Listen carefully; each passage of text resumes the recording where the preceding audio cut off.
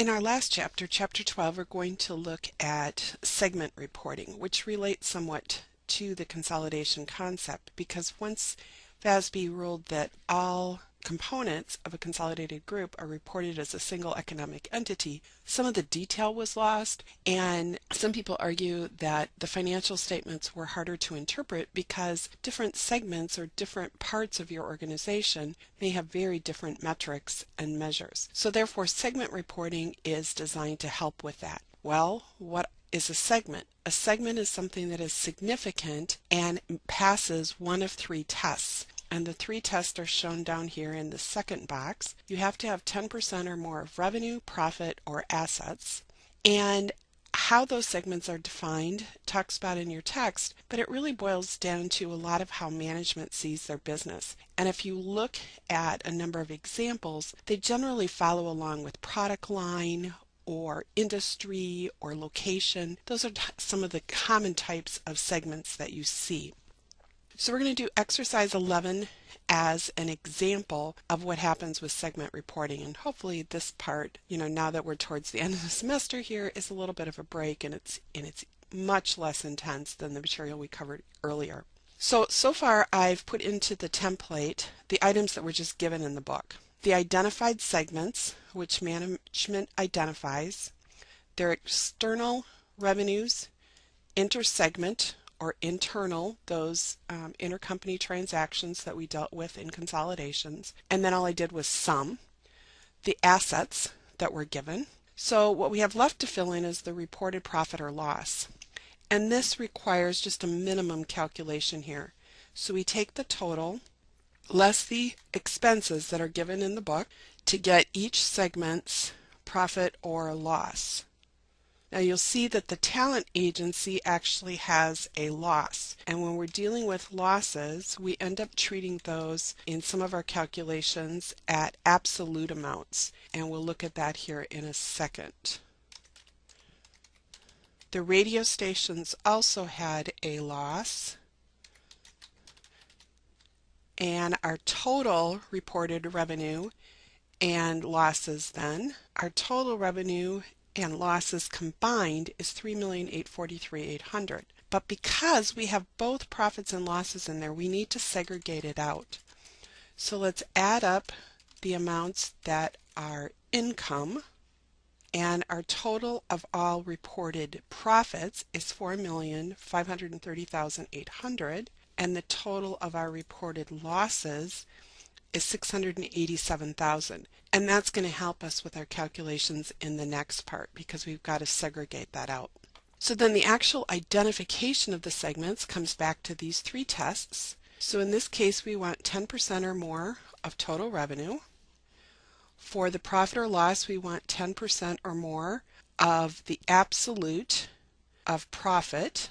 We're going to use the total of all the reported profits for that one. And then for the total of the assets, it's the $7 million. And you can do the 10%. Hopefully it's pretty easy to see that we're going to pick up anything with revenues over $856,000. So if we look at our revenue column here, we see that talent agency and radio are the only ones that don't qualify.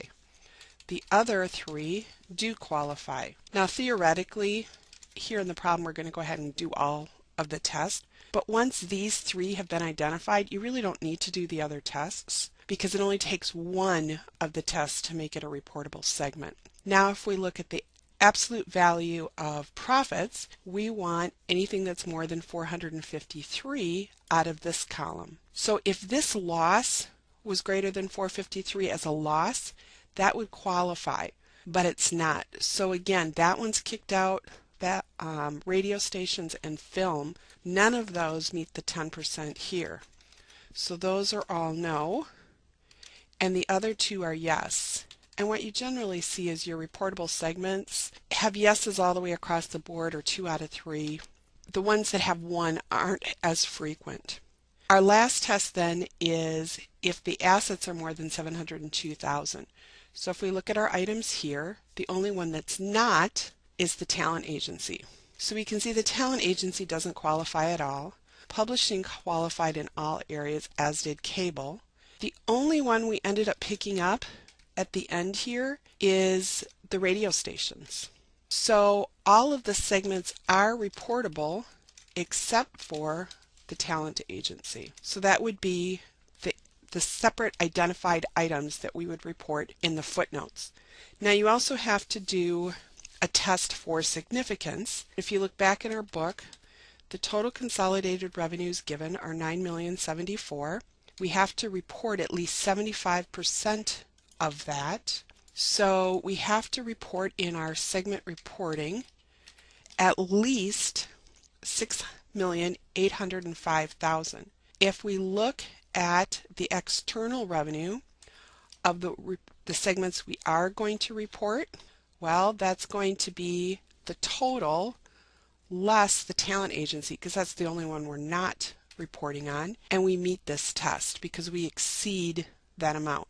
So that part's okay. And then our last part is to reconcile the revenues and profits or losses to what's reported as consolidated. So the total revenue for our reportable segments is going to be, again, the total less talent agency, because that's the only one that's not included. The revenue for the non-reportable is the talent agency. We eliminate the inter-segment revenues, because that, remember, would be eliminated in a consolidation.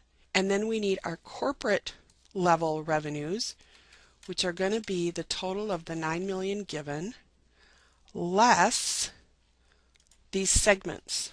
Anything that's not part of these segments was corporate or, small operations. It gives us the $1,351,000 there. And the sum then comes back to the $9,074,000, which is what our consolidated total is. So that reconciles the revenues. Now we do the same thing for profit or loss. So the total profit or loss for all reportable segments, again, we're going to take that and we're going to add back talent agency, since that one was not reportable. And then the profit or loss for the non-reportable is the talent agency again.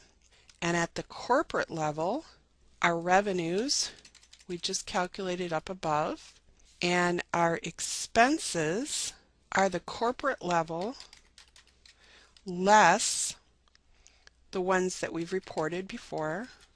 So our total consolidated income should be $4,439,500, and that would reconcile back to the consolidated reports so that the footnotes agree with the reports. And that's what we do with segment reporting.